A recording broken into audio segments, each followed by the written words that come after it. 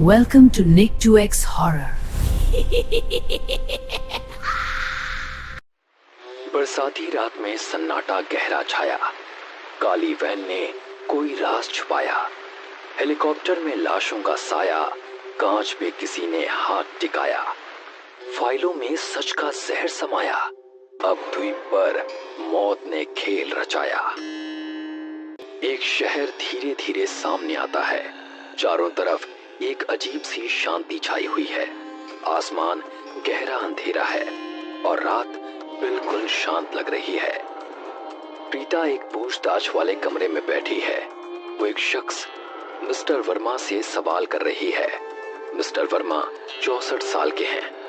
प्रीता उनसे drug mafia के बारे में पूछती है, लेकिन वो सीधा जवाब नहीं दे पाते। इससे प्रीता का उन पर शक और भी गहरा हो जाता है। मिस्टर वर्मा, मैं आपसे एक आखिरी बार पूछ रही हूँ, इस कार्टेल को कौन लीड कर रहा है? मैडम, मैं आपको कई बार बता चुका हूँ, इस चीज के बारे में मुझे कुछ नहीं पता। अगर कुछ नहीं पता तो डिलीवरी पैकेट में आपके कुरियर कंपनी का नाम क्यों था? मैं एक कंप्लीट लॉजिस्टिक्स कंपनी ओन करता हूँ। पैकेजेस के अंदर क्या है ये हमें नहीं पता होता। क्या ये इम्पोर्टेंट नहीं कि पैकेजेस आपके थ्रू वेरीफाई हों? मैं जानता हूँ ये केस ड्रग्स का है, पर मैम, हम एक दिन में लगभग 1500 ऑर्डर्स फुलफिल करते हैं। पॉसिबिलिटीज हैं कि कुछ पैकेजेस अनवेरिफाइड रह जाएं। इसके लिए प्रिकॉशंस आपको लेना था। आपने वो चीज क्यों नहीं की? मैम, आप हर चीज के लिए SOPs standard operation procedure follow करते हैं, जिसमें हर एक पैकेज इलेक्ट्रॉनिकली वेरीफाई हो। पर इस चीज के लिए ह्यूमन इंटरफेरेंस होना काफी जरूरी है। हमारे पास 300 लोगों का स्टाफ है और हो सकता है किसी ने उन्हें पैसे देकर वेरिफिकेशन को ट्रेसपास कर लिया हो। मैं हर एक ऑर्डर पर्सनली तो नहीं चेक कर सकता ना। Verma, you are wasting my time. तभी एक और ऑफिसर मिस्टर शेट्टी कमरे में आते हैं। उनके आने से पूछताछ का माहौल थोड़ा बदल जाता है। I am sorry mister Verma, हमें ब्लैंक सस्पिशन के रीजन से आपको ऐसे अरेस्ट नहीं करना चाहिए था। पर sir, let me talk Preeta. Mister Verma, you are free to leave. मैं आपके नाम पर लगे सारे चार्जेस रिलीज कर दूंगा। Thank you for your time. Verma खड़े होते हैं, प्रीता की ओर घूरते हैं और घमंड भरे अंदाज में बाहर चले जाते हैं। शेट्टी पीछे मुड़कर प्रीता की ओर देखता है। Sir, I was very close to corner him between his own words. Preeta, मुझे वर्मा के कॉल रिकॉर्ड्स और बैंक अकाउंट्स का रिव्यू मिल चुका है। He is actually innocent. Preeta गहरी सांस लेती है और अपनी कुर्सी के पीछे झुक जाती है। कुछ देर बाद दोनों पैंट्री में होते हैं। शेट्टी वेंडिंग मशीन से 2 कॉफी निकालते हैं और एक प्रीता को देते हैं। दोनों अपनी अपनी कॉफी हिलाते हुए बातें करने लगते हैं। आई नो प्रीता, टर्मिनेशन को लेकर तुम्हें 2 महीने का अल्टीमेटम मिला हुआ है, इसीलिए तुम एक केस सॉल्व करने के लिए डेस्परेट हो। पर इसका मतलब ये नहीं है कि तुम हर एक इंसान को शक की नजर से देखो। I know sir, बट मैं किसी पर बिना किसी मतलब शक नहीं करती। आप ही बताइए, वर्मा इतना बड़ा लॉजिस्टिक चैनल ऑपरेट करता है, पर इसके बावजूद भी उसे पिछले 3 साल से हो रहे ड्रग सप्लाई का नहीं पता। I know Preeta, this is fishy, पर ये बड़े लोग हैं, इनके साथ थोड़ा रिजर्व्ड होकर पेश आना होता है। हम इन्हें तब तक ट्रायल में नहीं डाल सकते जब तक कोई ठोस सबूत ना हो। आई डोंट नो सर, मैं बस सोचती हूँ कि मुझे वो चांस मिला ही नहीं कि मैं अपने आप को प्रूव कर सकूं। डोंट वरी प्रीता, तुम्हारे पास अभी भी 2 महीने हैं। Work on it. कोई ना कोई क्लू या फाइल तो मिल ही जाएगी। प्रीता सहमति में सिर हिलाती है और इसी के साथ आज का दिन समाप्त हो जाता है। अगले दिन प्रीता अपने कंप्यूटर पर काम कर रही है। तभी उसे अपने ईमेल में एक ड्राइव फाइल के लिए अज्ञात एक्सेस नोटिफिकेशन मिलता है। वो जल्दी से वीपीएन चालू करती है और फाइल खोलती है। फाइल के अंदर उसे कई साइफर टेक्स्ट और कोड की लाइनें मिलती हैं। इससे उसका शक और गहरा होता है और साथ ही उसके चेहरे पर हल्की सी मुस्कान भी उभर आती है। प्रीता महसूस करती है कि उसे आखिरकार वो केस मिल गया है जिसका वो लंबे समय से इंतजार कर रही थी। वो अपना फोन उठाती है और किसी को कॉल करती है। रात को प्रीता अपने घर में प्रवेश करती है। वो अपना बैग पलंग पर फेंकती है और कंप्यूटर में लॉगिन करती है। इसी बीच उसके स्क्रीन पर एक ईमेल दिखाई देता है और उसी समय उसका फोन बज उठता है। इन फाइल्स को मैं पूरी तरह से डिसाइफर नहीं कर पाया, बट कोशिश पूरी की है। तुम देख लेना। थैंक्स अ लॉट, मैं चेक करती हूँ। प्रीता फाइल को ध्यान से पढ़ती है और उसने जो भी जानकारी प्राप्त की है सब एक्सेस करती है। वो फाइल खोलती है।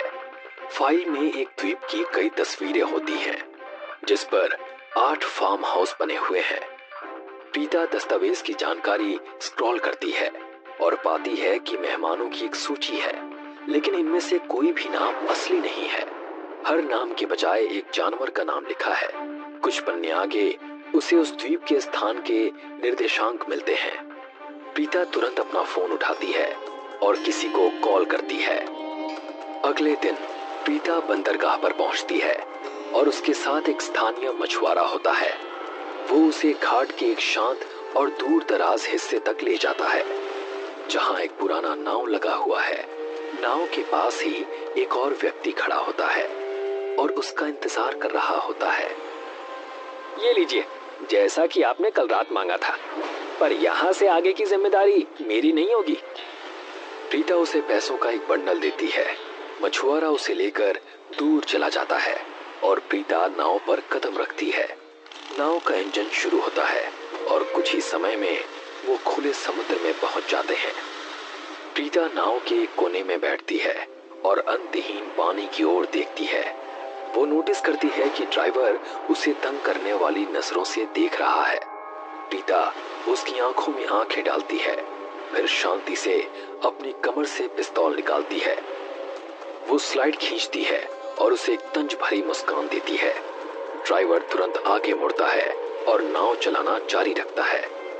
जैसे ही सूरज ढलता है, शाम का समय शुरू होता है। दूर कहीं प्रीता आखिरकार उस द्वीप को देख पाती है।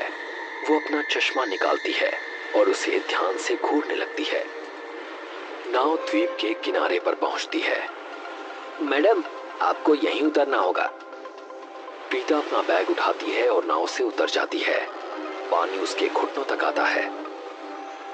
बैग को अपने सीने से कसकर पकड़े हुए वो द्वीप की ओर चल पड़ती है। जैसे ही वो किनारे तक पहुंचती है, वो एक गोप्रो निकालती है और उसे अपने बैग की पट्टी पर लगाती है। फिर वो अंदर की ओर बढ़ती है। वो जंगल से गुजरती है और लगातार हाथ में रखे कागज के नक्शे को देखती रहती है। कुछ ही देर में वो एक फार्म हाउस को देख पाती है। उसके चेहरे पर संतोष की झलक आती है और वो उसी की ओर बढ़ती है। प्रीता फार्म हाउस में प्रवेश करती है और पाती है कि अंदर कुछ भी नहीं है, सिर्फ खाली कमरे हैं। वो अपनी पिस्तौल निकालती है और चुपचाप हर कमरे की जांच करने लगती है। फिर भी उसे कुछ नहीं मिलता, केवल अकेलापन और चुप्पी है। प्रीता खिड़की की ओर देखती है और पाती है कि बाहर की रात और गहरी हो गई है। अगर अभी यहाँ से निकली तो जंगल में खतरा हो सकता है। एक काम करती हूँ, रात यहीं बिता लेती हूँ। प्रीता सोने चली जाती है और इसी के साथ रात समाप्त हो जाती है। अगले दिन ऑफिस में शेट्टी बहुत गुस्से में दिखाई देता है। अंगद उसके सामने बैठा होता है। उसके हाथ हैंडकफ्स में बंद हैं। वो जवान और दुबला पतला सा लगता है। शेट्टी टेबल पर हाथ मारता है और अंगद से कड़ी पूछताछ शुरू करता है। तुमसे मैं ये आखिरी बार पूछ रहा हूँ, प्रीता कहाँ है? सर, मुझे सच नहीं पता। अंगद, ये तुम्हारा पहली बार नहीं है। इसके पहले भी तुमने हमारे सर्वर्स हैक किए थे और मिश्रा सर की फाइल। इस बार मेरी कोई गलती नहीं है। अच्छा। शेट्टी अंगद का लैपटॉप टेबल पर रखता है और उससे मांग करता है कि वो इसे अनलॉक करे। सर, ये क्यों? अंगद, तुम रॉ के टॉप लेवल हैकर हो, इसीलिए मैं तुमसे शराफत से पूछ रहा हूँ, वरना अभी तक मैंने तुम्हें पुलिस के हवाले कर दिया होता। अंगद, डोंट बी सिली, ये प्रीता की जिंदगी का सवाल है। अंगद एक बार झिझकता है और एक चाय मिल सकती है क्या? शिट्टी छल्ला उठता है। कुछ देर बाद चाय के साथ अंगद सब कुछ बता देता है। प्रीता का कॉल आया था 2 दिन पहले। उसे किसी अननोन सर्वर से एक फोल्डर रिसीव हुआ था साइफर लैंग्वेजेस में। मैंने बस उसे डिसाइफर करके दिया था। क्या था उस फाइल में? बाकी चीजें तो मुझे समझ में नहीं आई, पर कुछ कोऑर्डिनेट्स थे जो मैं आपको बता सकता हूं। शिट्टी तनाव में दिखता है। दूसरी तरफ प्रीता किसी अज्ञात चीज की तलाश में जंगल में घूम रही होती है। अचानक उसके पैर के नीचे कुछ सख्त महसूस होता है। वो झुककर देखती है और पाती है कि सूखी पत्तियों के नीचे गोलियों की खोखली सिलेंडरें छुपी हुई हैं। उसका चेहरा सख्त हो जाता है। वो सतर्क हो जाती है और आसपास की जगह को देखती है। पता करने की कोशिश करती है कि कोई आसपास तो नहीं है। तभी उसे झाड़ियों में हल्की सी हलचल दिखाई देती है। प्रीता तुरंत अपनी पिस्तौल निकालती है और आगे निशाना साधती है और धीरे धीरे शोर मचाती हुई पत्तियों की ओर कदम बढ़ाती है। कौन है? झाड़ियां पूरी तरह शांत हो जाती हैं। मैंने पूछा कौन है वहाँ? जो भी है सामने आओ।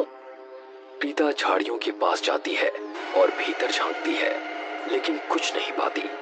ठीक उसी समय कोई उसके पीछे से गन के हैंडल से वार करता है। प्रीता तुरंत जमीन पर गिर जाती है और बेहोश हो जाती है। हमले वाला सामने आता है। उसका चेहरा बकरी के मास्क में छिपा होता है। करीब से उसका चेहरा डरावनी और रहस्यमयी दिखता है। जब प्रीता की आंख खुलती है तो वो खुद को जेल की सलाखों के पीछे पाती है। वो जमीन पर चेन से बंधी होती है। वो जगह गुफा जैसी लग रही है। बिजली की कोई रोशनी नहीं है।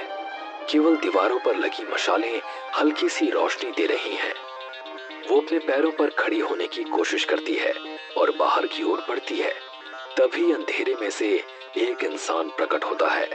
उसने सुनहरे शेर के चेहरे वाला मास्क पहना होता है और उसके पीछे 2 गार्ड्स होते हैं जो एक जैसे बकरी के मास्क पहने हुए हैं।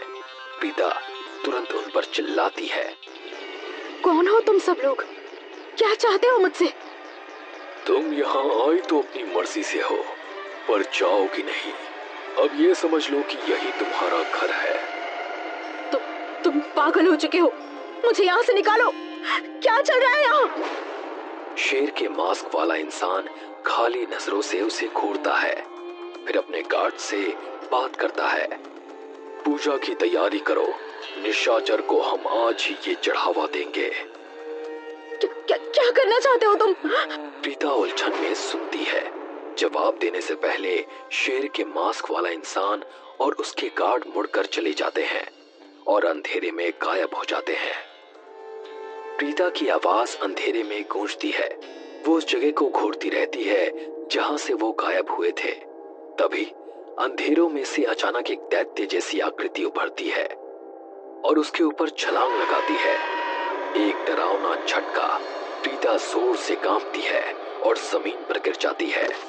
जो उसने अभी देखा उससे वो पूरी तरह से हिल गई होती है। उसने उसे झकझोर दिया होता है।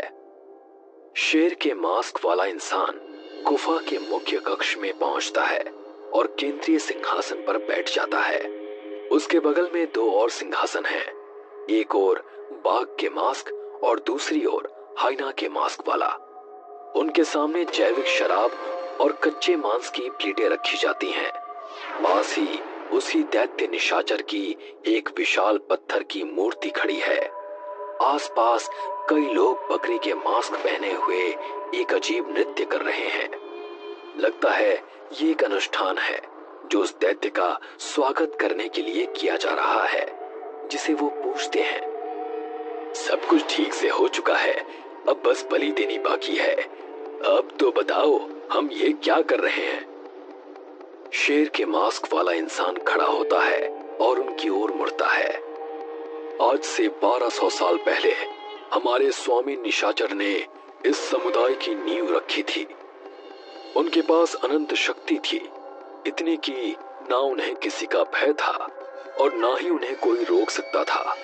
उन्होंने हमारे दिव्य पेड़ से वादा किया था कि वो उन्हें 101 लड़कियों का चढ़ावा देंगे ताकि उनकी ताकत हर सीमाओं को पार कर अमर हो जाए। लेकिन तभी एक साधु प्रकट हुआ और उसके श्राप ने निशाचर को पत्थर में बदल दिया और हमारे दिव्य पेड़ को भी आग में भस्म कर दिया। 1200 साल बीत चुके हैं और अब वो घड़ी आ गई है जब श्राप टूटेगा। उन्हें उन्हीं के समुदाय के वंशज इन 4 लड़कियों का बलिदान देंगे जो उन्हें श्राप से मुक्त करेगा और उनके ही रक्त की 3 बूंदों से उस दिव्य पेड़ को फिर से जीवन दान मिलेगा और हमें वो ताकत मिलेगी जो इस पूरी दुनिया पर राज करने की क्षमता रखती है। हर सांस थम जाएगी, हर दिल कांप उठेगा, क्योंकि जो हम करने वाले हैं वो इतिहास के पन्नों पर कभी नहीं भुलाए जाएंगे। प्रीता बेहोश पड़ी है। आवाज की वजह से वो धीरे धीरे जागती है और पाती है कि उसे लाल कपड़े में बांधा गया है। उसके साथ 4 अन्य लड़कियां भी हैं वहां। सभी को जमीन पर बने एक बड़े सितारे के आकार के चिन्ह पर रखा गया है। उनके बीच निशाचर की पत्थर की मूर्ति खड़ी है। अनुष्ठान शुरू होता है। सब लोग मंत्रों का उच्चारण करने लगते हैं। हर मंत्र पूरा होते ही निशाचर का शरीर धीरे धीरे हिलने लगता है और मांस में बदलने लगता है। प्रीता खुद को खोलने की कोशिश करती है।